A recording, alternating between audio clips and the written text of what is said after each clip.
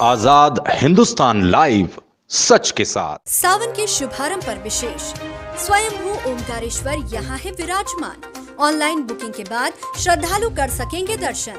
मंदिर में प्रवेश के पहले होगी स्क्रीनिंग। सावन मास आज से शुरू, ओमकारेश्वर में बदली व्यवस्था। देश के 12 ज्योतिर्लिंग में शामिल ओमकारेश्वर में स्थित ज्योतिर्लिंग ओमकार जी का कई पौराणिक कथाओं में वर्णन है। ओमकार जी में ब्रह्मा, विष्णु, महेश तीनों देवताओं का आह्वान होता है।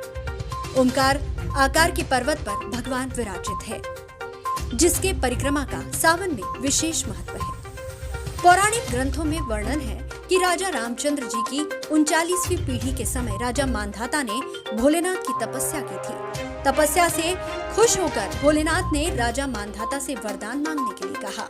राजा मांधाता ने भोलेनाथ से 2 वरदान मांगे थे। चूंकि ओमकार की पहाड़ी में भगवान स्वयंभू भोलेनाथ विराजित है, इसलिए इसे ओमकारेश्वर के नाम से जाना जाता है।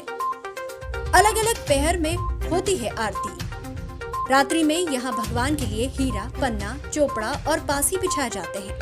ये मान्यता रही है कि भगवान रात को शयन के समय अपने परिवार के साथ यहाँ आते हैं और यहाँ बिछाए गए चौपड़ और पासे का खेल खेलते हैं। रात यहाँ रुकने के बाद अल सुबह उज्जैन चले जाते हैं।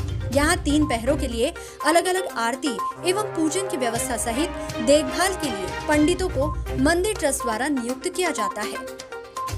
बदला बदला दिखेगा स्वरूप। इस बार कोरोना संक्रमण के कारण केंद्र शासन से जारी निर्देश का पालन करवाने की व्यवस्था रहेगी। नई गाइडलाइन के अनुसार एक दिन में करीब 2000 लोगों के दर्शन की व्यवस्था की गई है। सावन मास में भीड़ बढ़ने की स्थिति में ये संख्या भी बढ़ सकती है।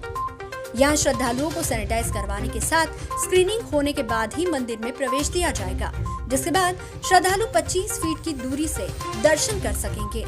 जिला प्रशासन के निर्देश के बाद एसडीएम ममता खेड़े लगातार यहाँ की व्यवस्थाओं के संबंध में स्थानीय प्रशासनिक अधिकारी सहित मंदिर ट्रस्ट से जुड़े पदाधिकारियों के साथ बैठक कर व्यवस्थाओं को अंतिम रूप देने का काम कर रही है।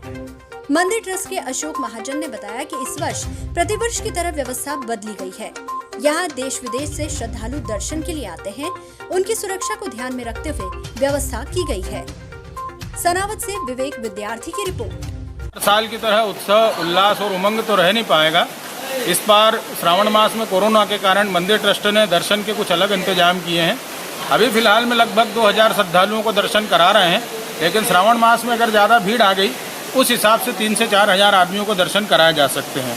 दर्शन दूर से ही होंगे भगवान के, और घाटों पर स्नान प्रतिबंधित है।